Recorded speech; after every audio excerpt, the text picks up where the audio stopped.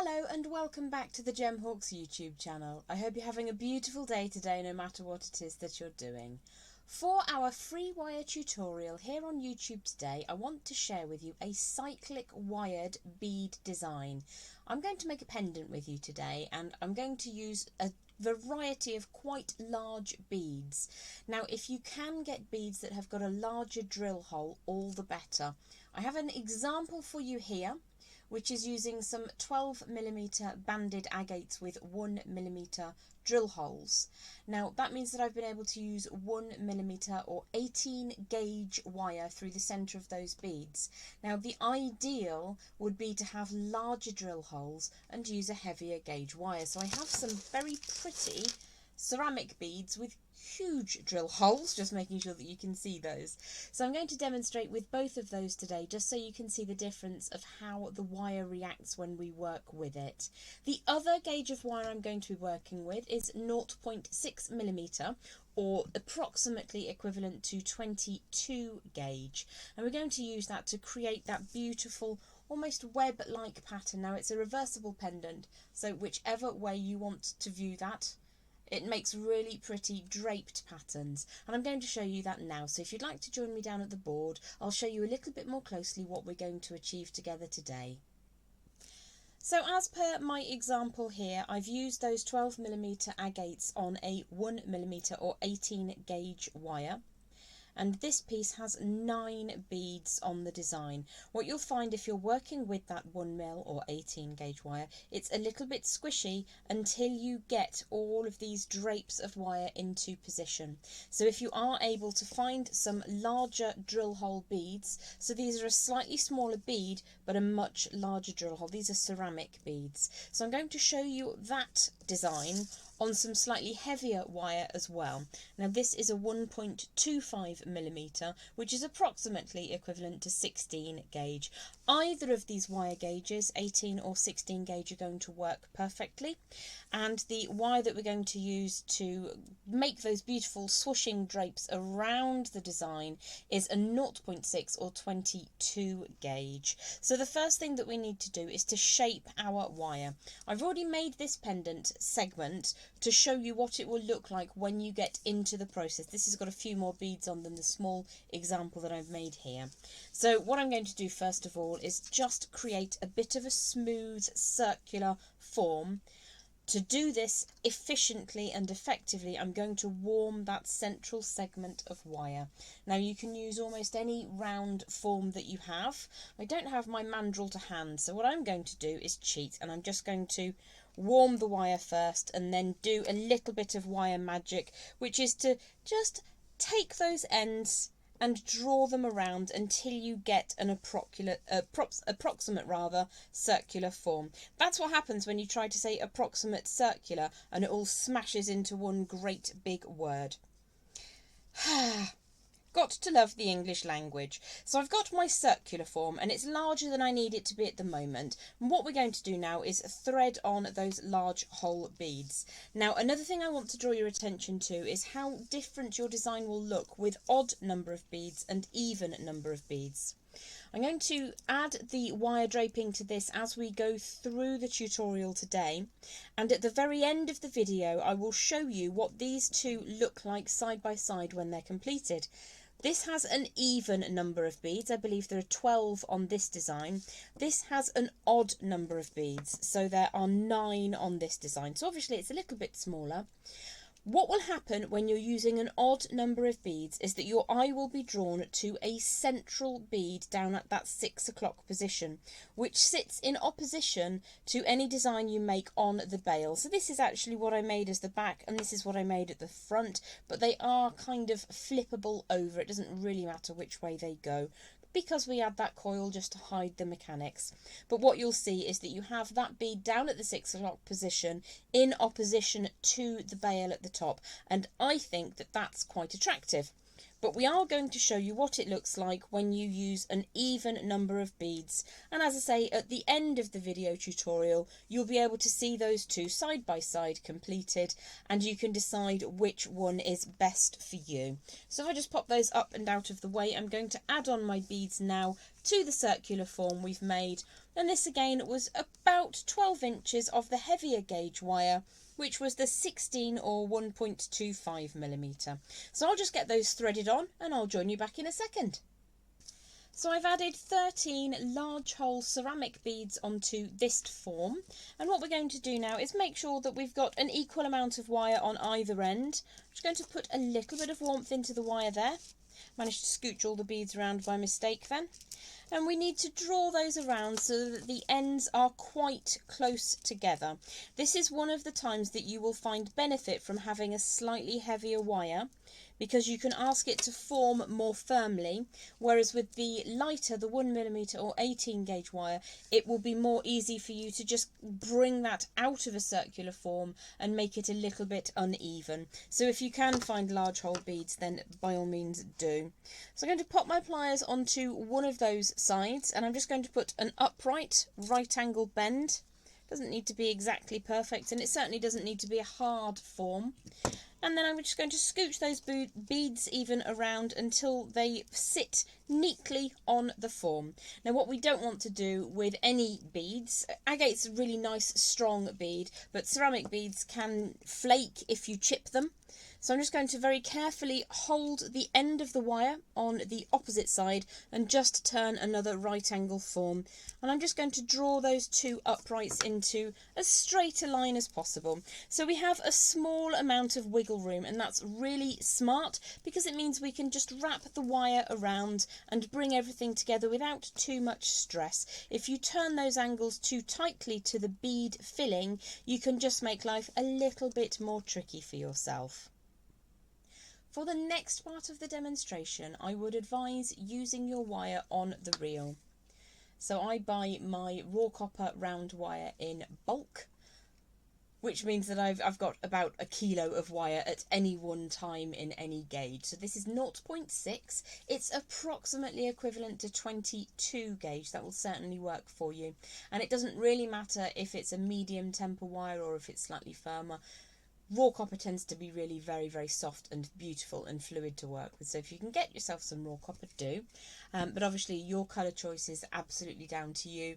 One of the things that I love in doing this, in teaching people to work with wire in jewellery making, is that what you make is going to be completely unique to you. You can make it so completely customised that it brings a great deal of joy to me to see your creativity. So we're going to head back down to the board and I'll show you now with that 0.6mm gauge wire what we're going to do next. So I'm going to be working with my wire on the reel. This means that you will never run out. I've got quite a large amount of wire left on here. One of the joys of creating the Cyclic bead pendant is that it is quite meditative. Once you get into your rhythm, it's a really lovely design to create over and over again. So I'm going to demonstrate with the large hole ceramic beads on that heavier gauge wire. You can see that you can size the beads up or down to your heart's content. And as I say, I will finish this design, and at the end of the video I'll show you what they all look like side by side. So what I've done is I have unspooled around about 12 inches of that 0.6 or 22 gauge wire, and I'm going to just take that long tail and just put it over to the right hand side. That's my dominant side. I'm going to wrap 3 times around one of those upright sections. Now it is easier to work with this heavier gauge wire because it means that you can just put a little bit more pressure on. So I need to make sure that my 3 wraps are nice and neat and tidy. Just going to tighten those up. And I'm just going to tuck away the end that is still attached to the reel and pop that over to one side for a moment. What we're going to do now is just a little bit of basket weave or figure of 8 weaving, which is to say that we're going to wrap 3 times on one side and then 3 times on the other side. And as my finer gauge wire has come over the top of the lower wire as you're looking at it, that means we need to take it underneath the upper wire on the other side. So I'm going to leave a small gap in between them, like so, and just pinch firmly whilst I wrap 3 times around the upper of those 2 neck wires. These are going to become the bail. So I've got my 3 little wraps, like so. Just going to tighten that up neatly and make sure that that's all looking neat and tidy. So when you're working with the lighter gauge wire, this is the 1mm or 18 gauge, what can happen is that your 2 neck wires or bail wires can just move slightly closer and further apart as you go along. There's less rigidity to them, so you have to pinch quite firmly as you're weaving, because we're weaving today with a slightly heavier wire than we would normally weave with.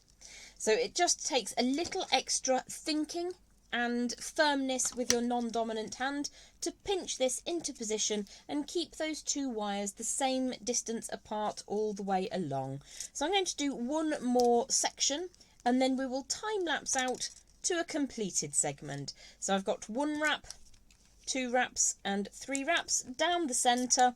Make sure that those 3 little wraps are nice and neat and tidy before bringing the wire down the centre, underneath the upper of those 2 wires, and then wrapping 3 times on this side. And what I will do now is just fill in this section with that 3 and 3 wrap with the remainder of that approximately 12 inches of wire. So I've just completed a little bit of that 3 and 3 basket weave or figure of 8 weaving. You can do whatever pattern of wire weaving you like, or you can even just have the 2 wires that come up at the 12 o'clock position bare and just have like a split bail if you prefer. It's entirely up to you what you do with the bail. I'm going to give you a very simple option. It's a great way of anchoring your leading wire on as well. So let's get back down to the board and have a look at what that looks like.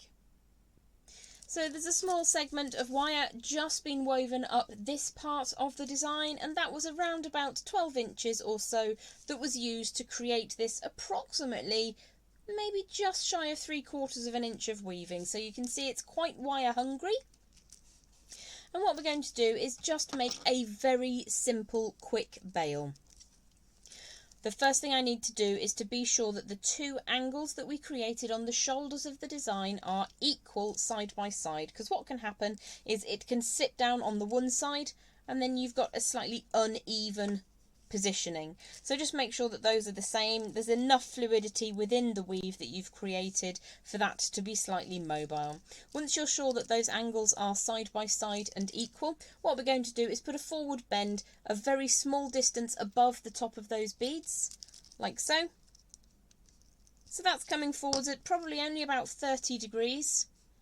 And we're just going to put a little bit of curvature in here utilising some bail making pliers, which I thought I had ready but didn't. And we're going to make quite a small form shape for that to rotate around. So I'm just going to put the bail makers in, roll that around backwards and then draw the tail down. So if I retract the bail makers, you can see that the very back edge is naked wire and the front edge is woven. I actually quite like how that looks. But if you wanted to do a bit more weaving, you absolutely could free off more than 12 inches. So what we're going to do now is just wrap that around the wire that sits in the middle of the neck at the top. And the way that we can do this to simplify our lives, we could leave it until the end of the design, but I want to get these wires out of the way.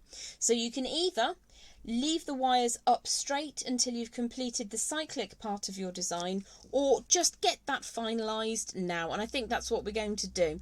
So in a change to how I would normally do the bail like this, which is part woven, I'm going to take what is looking to you to be right now the right hand wire, and I'm going to flick that out to the left, and I'm going to do the opposite on the left hand side and flick that out to the right. And what that means is when I bring these wires around, they cross over slightly, and I think it just looks quite nice. So it's just an option for finishing your bail. If you want to do something a bit different, just switch those over, especially if you've got a naked section of wire at the back there rather than having woven the whole lot. So if I flip that back over to the front for now, all I'm going to do is give myself a bit of space. I'm just going to move that reel of wire to the other side of the table for a moment.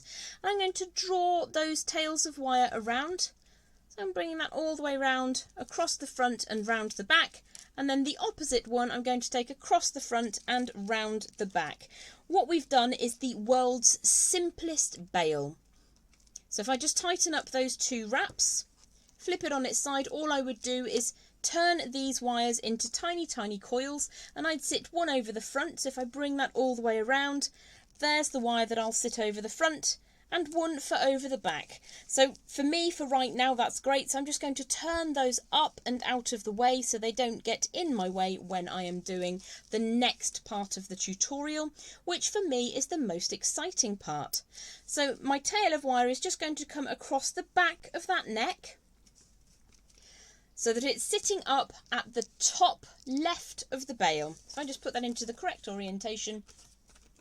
The finer gauge wire, which again is 0.6mm or approximately 22 gauge, that's come up to the left shoulder, up at the top here, just to the left of that bail. So I'm going to rotate that around slightly, and what I'm going to do is put my thumb into the wire and just make a little bit of a sweeping arc so that it's a very gentle, it's not a half circle at all, it's just a small quadrant of a circle. And I'm going to bring that 3 beads along. Now these beads are about 10mm, I want to say. And what I'm going to do now is flip that wire around the section of wire that made our frame. And I'm going to put a bend into it so that it is snuggled around the outside of that frame wire.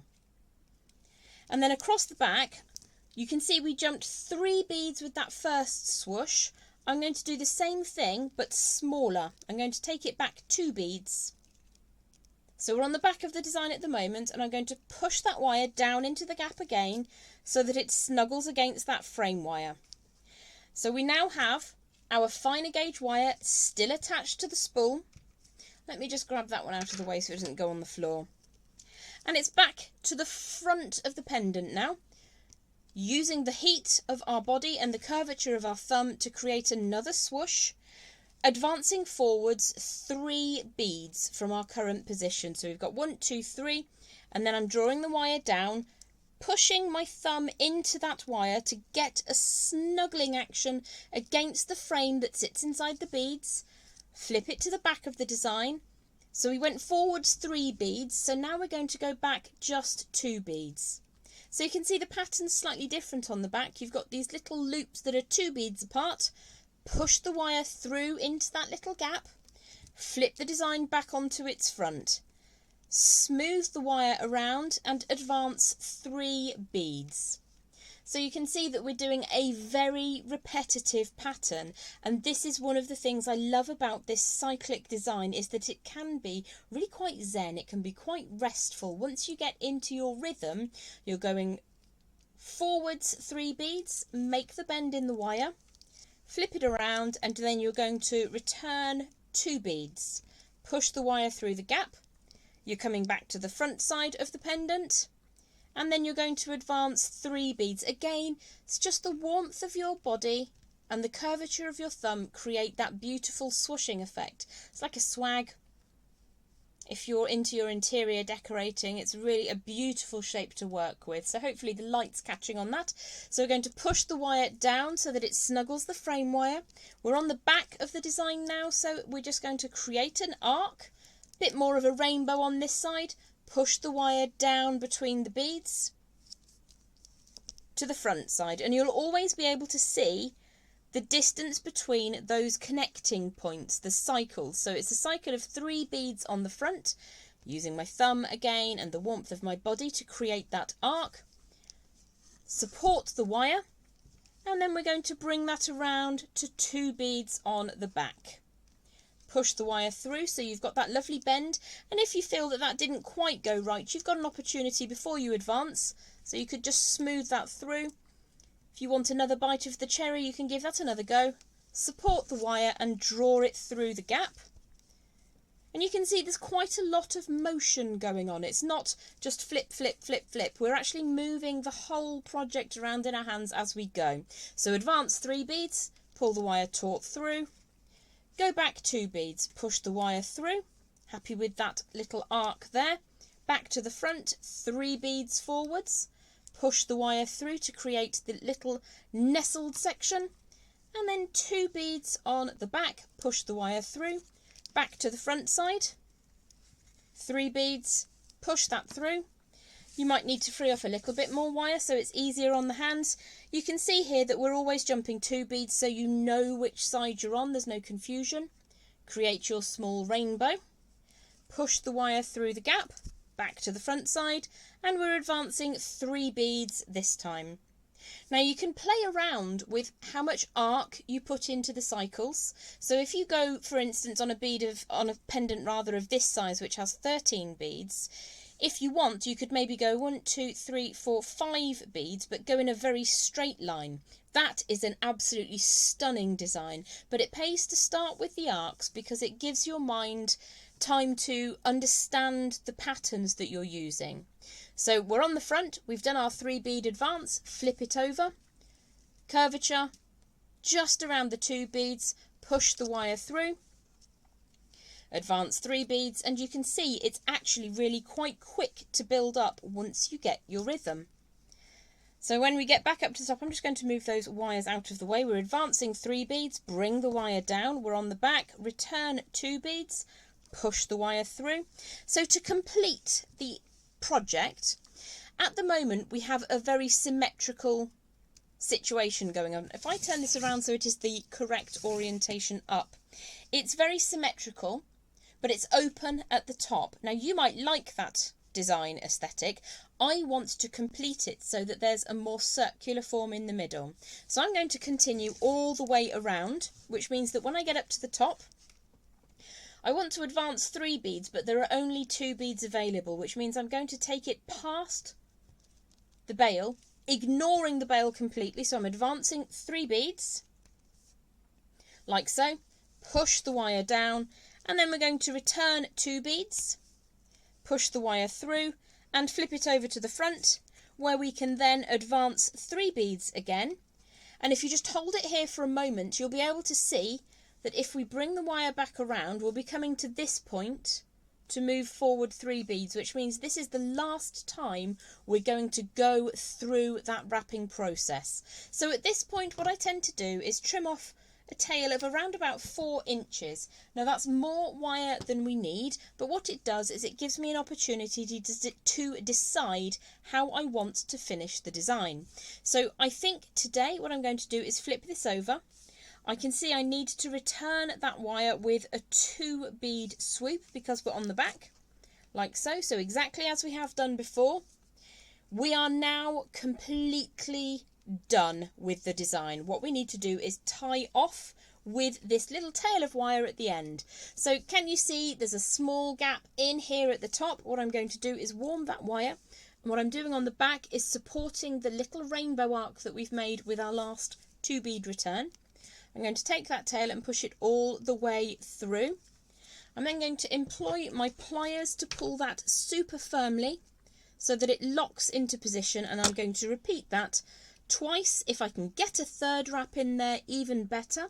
Popping the wire through where I can find a gap, pull that nice and tight, and that is locked perfectly. So I'm going to bring that tail all the way over the back, trim away, always look twice, making sure that I'm only going to cut the one and correct wire. So I've cut the tail of the wire away now, and all I need to do to finish off is just to post that down into the centre and hide that tail end away. It's a very mindful project to undertake. Many of you will probably have done this with fabric or materials when you were younger. Certainly something that as a child born in the 1970s and growing up in the 1980s, before computer games were really a big thing, we would have such designs as yarn to work with. So yeah, toys with yarn. You may have done something like this similarly before. I am just going to show you how to finish off those 2 loose wires that are hanging around. But what I will do is just make sure that all of my wires are seated neatly between the beads. Now, because I'm working with ceramic beads right now, I'm going to use my nails. My nails are not going to scratch this beautiful finish on these ceramic beads. However, if I employ pliers to do this, I may detract from their beauty. So I'm just going to push down on the top of all of those wires and make sure that they're nice and snuggled into position between the beads before warming these tails that we've got sticking up. Now this is the heavier gauge wire. It's so heavy that I'm making the camera wobble now. So I've just warmed one of those through. I'm going to grip a hold of the end of that wire with the end of my round nose pliers and start rotating that around to get myself a little bit of a coil. So we've got that round shape. Switch back to my flat facing pliers. These are my bent chain nose pliers. Give that a squish. Get that nice and firm.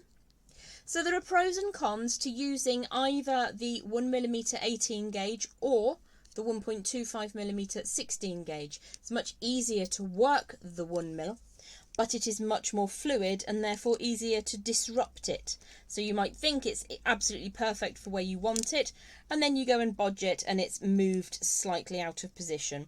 So that is the back of the pendant, which I think is quite attractive anyway. We're just going to flip that over quickly and give that a smooth through, before again starting with the round nose pliers and just making ourselves a little coil.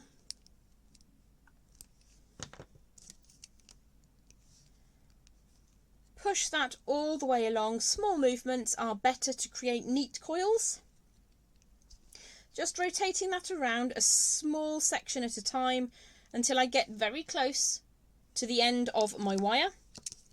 And then I'm just going to allow that to sit down neatly just on the face of the bail. I'm just going to give it a very gentle squeeze. So you can see that you can wear that either side. We've got the 3 bead swags on the front and the 2 bead swags on the back. And I don't know if you can see, but the 2 bead swags are further out from the centre. What I like to do is press those wires down so that they all mesh together and make a beautiful web-like structure. I absolutely love making cyclic bead designs like this. What I'm going to do after I've turned the camera off is just continue with the other blue agate that I had planned, so that you can see the difference between working with 1mm versus 1.25, that's 16 and 18 gauge wires, and also seeing what it's like when we have an odd number versus an even number of beads on a design. So I'm going to just finish that project now, and then I'll pop it on a photograph just following so you can see the difference. I hope you've enjoyed today's tutorial, and I look forward to seeing you again very soon. Bye for now.